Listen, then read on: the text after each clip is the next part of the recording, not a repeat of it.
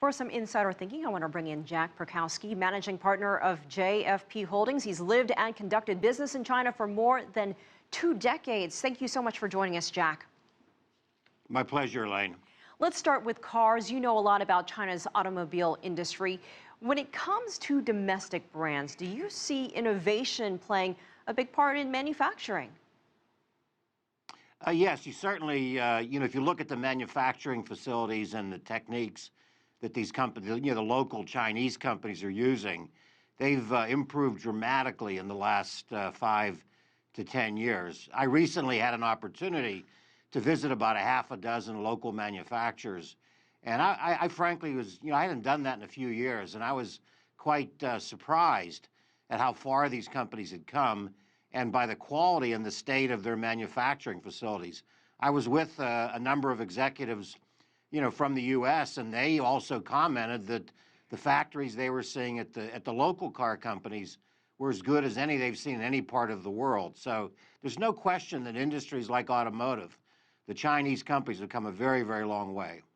This is a question a lot of people have asked. Do you think China's manufacturing does more to create jobs at home or steal jobs from other countries? I think the years of China, taking jobs away from of other countries because it's a low cost producer. I think those days are very quickly falling behind us. I think rising wages in China, China's general desire as a country, but also individual companies to go up the manufacturing ladder, if you will, and to get away from making high labor intensive, low quality, low value added products for the export market to making much more sophisticated products that are higher profit, higher margin, and that use quality, and emphasize quality and technology, and that require not cheap labor, but skilled labor. And Jack, you touched on this a moment ago, how manufacturing in China has evolved over the years. You mentioned that you saw it with your own eyes, but how has it restructured the economy there?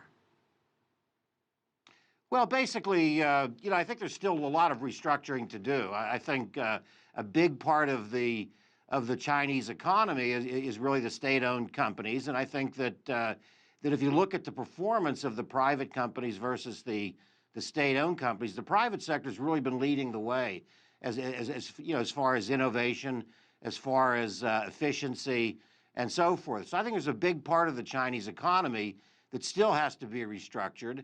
I think there are large industries where significant overcapacity exists. So the country's been moving away from an export-led, infrastructure-driven economy, to one that's much more focused on the domestic economy and the services sector. But this transition or transformation is going to take quite a while. It's not something that's going to happen overnight. So I think we're kind of in the middle of this transformation.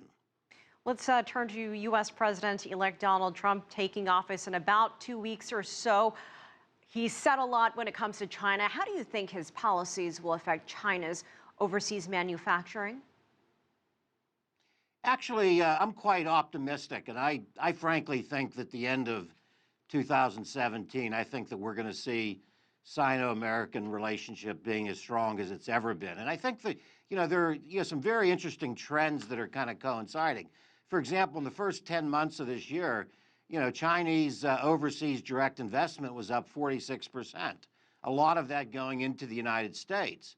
And so what Trump is trying to do is to try to get not only U.S. companies to invest more in the United States, but I'm sure he would welcome investment by Chinese companies into the United States. And in kind of a very curious way, I think that, the Chinese companies' desire now to become international, to invest overseas, to become much more global companies could really play into a scenario where the relationship between the two countries actually becomes less confrontational.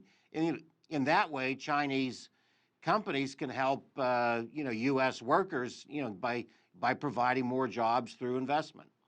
All right, Jack Perkowski, we appreciate your insight. Thank you so much for joining us.